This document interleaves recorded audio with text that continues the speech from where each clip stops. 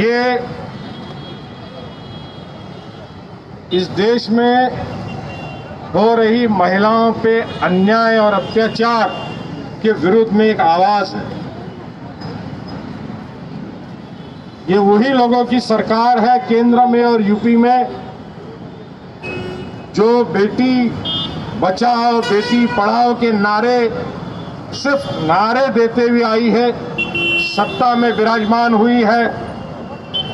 आपके हमारे इस शहर में भी बीजेपी की संस्थाएं, आज मैं पूछना चाहता हूं कि वो संस्थाएं कहां गई है जो बेटी बचाओ बेटी पढ़ाओ के नाम से वीडियो और फोटोग्राफ बनाते थे, सम्मान पत्र देते थे। बीजेपी की पूरे देश की जो संगठनाएं हैं, जो लोगों को महिलाओं को इस बात का विश्वास दिला करके सत्ता में आई कि हमारे आने के बाद इस देश में किसी भी मां बहन और बेटी के ऊपर अन्याय और अत्याचार नहीं होगा। आज वो सारी महिलाएं, भाजपा की नेता, फिर वो डिफेंस मिनिस्टर सीतारमण हो, स्मृति ईरानी हो, और चाहे उनकी तमाम महिलाएं नेता जो डॉक्टर मनमोहन सिंह साहब को पंत प्रधान रहते हुए दिल्ली में हुई घटना निर्भया कांड के उपलक्ष्य में चूड़ियां भेजा करती थी और ये कहा करती थी कि इस कांग्रेस के राज में इस देश की मां बहनें सुरक्षित नहीं है।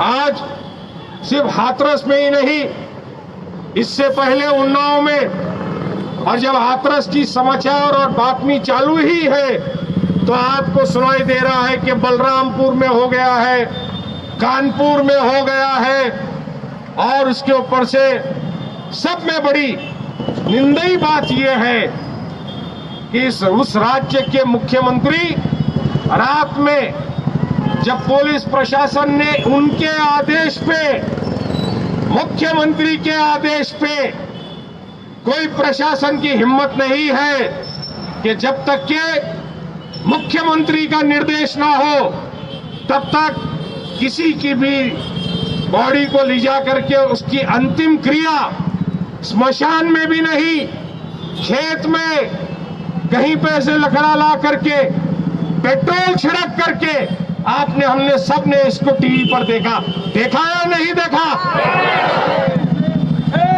और मुख्यमंत्री आदित्यनाथ लैपटॉप के ऊपर लाइव टेलीकास्ट देख रहे थे, लाइव टेलीकास्ट। इससे यह सिद्ध हो गया कि जो हादसा हुआ है उसमें यह सरकार और मुख्यमंत्री आदित्यनाथ योगी जी उसमें शामिल है। और जब देश भर में से आवाज उठने लगी तो अपने आप को बचाने के लिए, सरकार को बचाने के लिए हमने सीबीआई की इंक्वायरी लगाई है। तो मैं ये कहना चाहता हूं कि सीबीआई की इंक्वायरी तो मुख्यमंत्री आदित्यनाथ की होनी चाहिए। मुख्यमंत्री आदित्यनाथ की यूपी की सरकार को तुरंत बर्खास्त करनी चाहिए। जो मुख्यमंत्री लाइव टेलीकास्ट देखता है कि एक पीड़ित बच्ची के ऊपर जो अन्याय हुआ, उसकी बॉडी को, उसके शरीर को, उसके परिवार को नहीं देते हुए, स्मशान में नहीं ले जाते हुए, खेत में ले जा करके पुलिस प्रशासन उसे अंतिम क्रिया कर रहा है, बलजबरी कर रहा है, और मुख्यमंत्री उसे टीवी पे, लैपटॉप पे बैठ के देखता है, इसका मतलब यही होता है कि वो उसका दोषी है। आज सीबीआई की इंक्वायरी, कल आपने देखा कि जो लड़के पकड़े गए हैं आरोपी, उनके हक में, उनके फेवर में उस पीड़ित के घर के बाहर पीछे पुलिस वाले खड़े हैं और वो किस तरह से उनको आह्वान दे रहे हैं कि हमारे बच्चे दोषी नहीं है, तुम घर के बाहर निकलो, तुमको हम देख लेंगे, तुमको ये पता नहीं कि हम लोग कौन है। ये टीवी पे, व्हाट्सएप पे ये तमाम वीडियोस चल रहे हैं। पुलिस प्रशासन वहां पे लाठीचार्ज कर रहा है, पॉलिटिकल पार्टीज को जाने नहीं दे रहा है। प्रशासन तो वही करता है जो राज्यकर्ता बोलता है। तो दोषी मैं पुलिस को नहीं मानता, मैं उस आदित्यनाथ योगी को मानता हूं। अरे मुख्यमंत्री को और पंत प्रधान को मां, बहन और बेटी की मूल्य क्या पता लगेगा, घर परिवार की अहमियत क्या पता लगेगी जिसका परिवार ही नहीं, जिनकी ना बीवी है, ना बहन है, ना मां है, ना बेटी है। उनको उस बेटी के बारे में क्या पता लगेगा, उनके दुख के बारे में क्या पता लगेगा। ऐसे लोगों को तो कुर्सी पे बैठने का अधिकार नहीं। पंत प्रधान मन की बात करते हैं, मगर जब ये देश में, उनके राज्यों में, उनके राज्य के शासित राज्यों में मां बहनों पे, बेटियों पे अन्याय अत्याचार हो रहा है, तब उनके मन की बात में से एक अल्फाज भी दुख का, सहानुभूति का उस परिवार के लिए नहीं निकलता। वो आज भी देश में इतना बड़ा हादसा होने के बाद भी टनल का उद्घाटन करने जाते हैं, टनल में अकेले ही चलते हैं और टनल में दीवार को हाथ दिखाते हैं। देखा वीडियो आप लोगों ने? उनको बिहार के चुनाव की पड़ी हुई है। टनल में खाली दीवार को हाथ दिखा के आने के बाद बिहार के चुनाव के बारे में चर्चा करने के लिए समय है, मगर उनको उसके लिए समय नहीं कि उन्होंने फोन उठा करके योगी आदित्यनाथ को सवाल पूछा हो। अरे महाराष्ट्र में एक फिल्म एक्टर ने सुसाइड किया, हम सब उसके परिवार के साथ उसके दुख में शामिल है। जो दोषी है, जो ड्रगिस्ट है, उनको सजा मिलनी चाहिए। मगर महीना, 1.5 महीना एक ही वीडियो, एक ही मीडिया दिखाते जा रहा है कि किसने ड्रग्स लिया, तो 1 ग्राम था कि 5 ग्राम था। नारकोटिक्स एनसीबी का काम है कि दुनिया में से ड्रग्स का चैनल क्या है, कार्टेल क्या है, उसे रोकना, उसे पकड़ना। हमने तो इस शहर में 2015 से शुरू किया है, से नो टू ड्रग्स शुरू किया है, नहीं किया है? आंदोलन किया गया और ड्रगिस्ट लोगों ने क्या किया? आपके हमारे कॉर्पोरेटर जुबेर ईनामदार, उनकी 2 बच्चियां रात में घर में अकेले पेट्रोल डाल करके घर जलाने का काम ड्रगिस्ट लोगों ने किया। मगर ये सरकार को आके 6 साल हो गए। इन 6 सालों में ये सरकार ने कभी ड्रग माफिया, ड्रग कार्टेल के संबंध में एक शब्द नहीं कहा।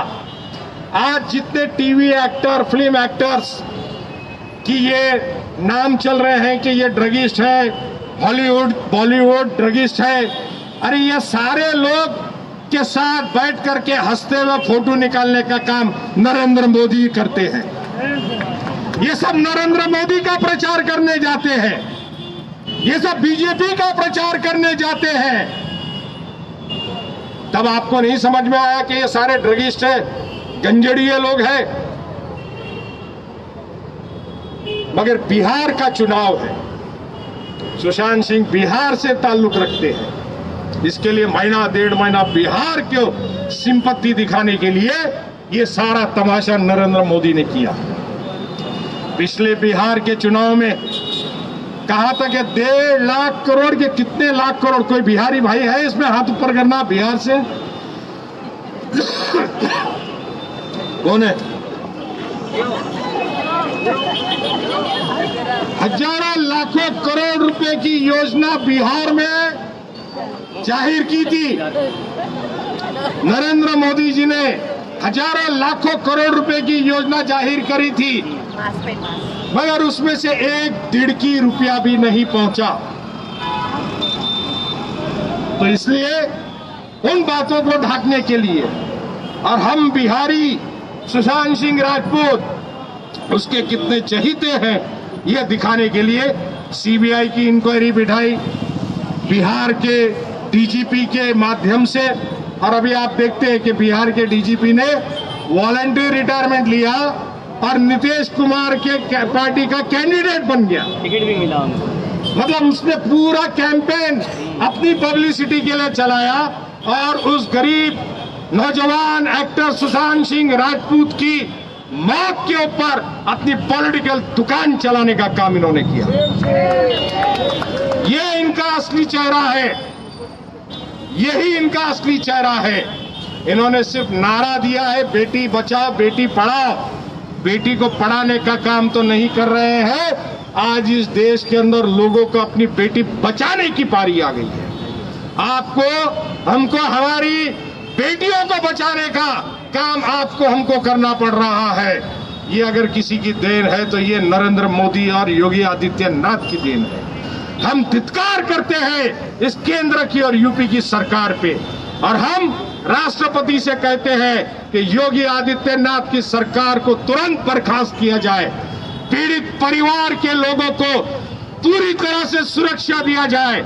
उनके घर के बाहर जिस तरह से आरोपी के लोग जमा होकर के वहां डराने का धमकाने का काम कर रहे हैं,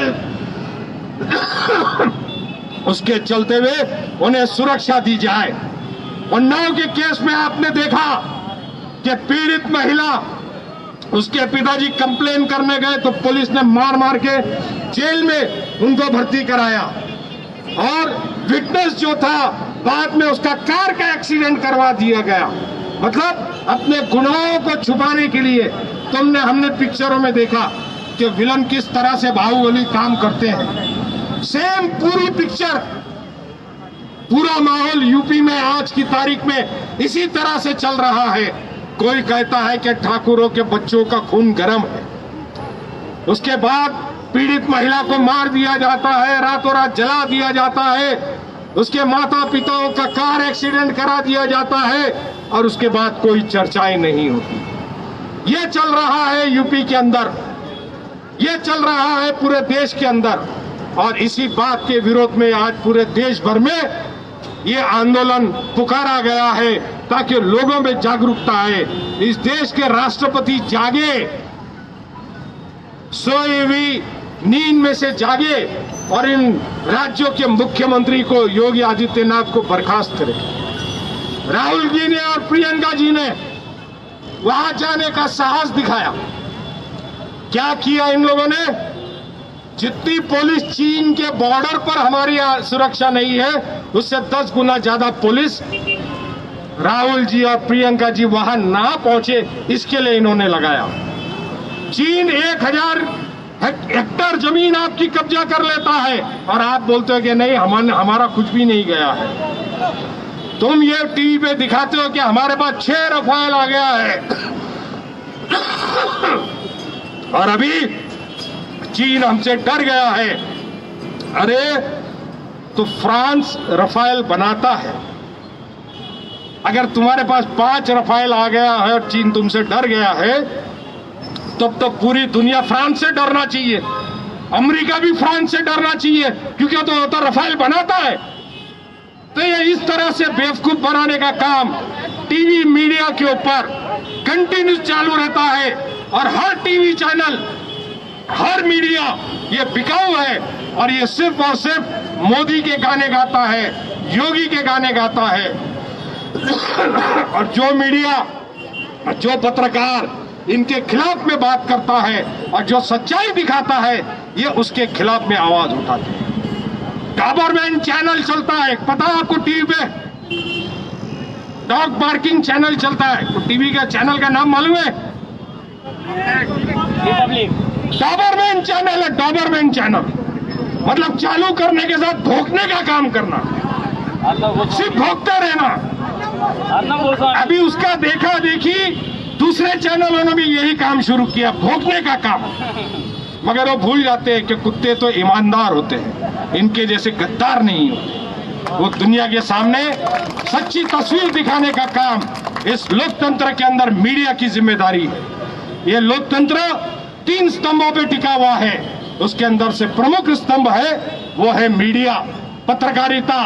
और अगर ये पत्रकारिता, ये मीडिया अपना काम भूल गया है तो इस देश का कुछ अच्छा होने का सिलसिला नजर नहीं आता। आपकी हमारी माँ बेटियों को बचाने का जिम्मेदारी आज आप पर, हम पर उतरी है।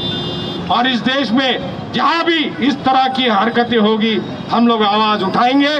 आदरणीय सोनिया गांधी, राहुल गांधी और प्रियंका जी, महाराष्ट्र में बाला साहब थोराट जी के निर्देश पर आज आप सब लोगों ने ये आंदोलन किया, इसलिए मैं आप सब लोगों का धन्यवाद व्यक्त करता हूं। पुलिस प्रशासन का भी धन्यवाद व्यक्त करता हूं। जय हिंद, जय महाराष्ट्र।